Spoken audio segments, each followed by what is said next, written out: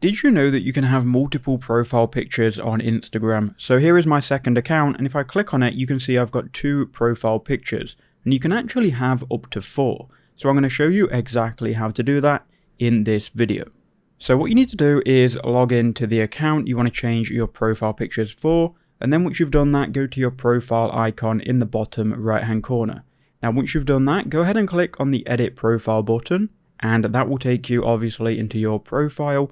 And from here you can go ahead and click edit pictures or avatar. This is going to load up this window, and by default you only have 1 profile picture.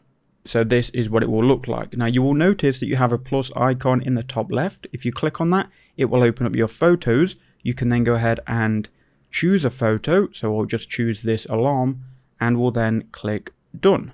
It's then going to add that photo, and you will see we have more options to add more photos as well. You can add up to 4. And once you've done, just go ahead and swipe out of it and then go back. Once you go to your account, you'll see all of these multiple profile pictures. So I hope that video did help you out.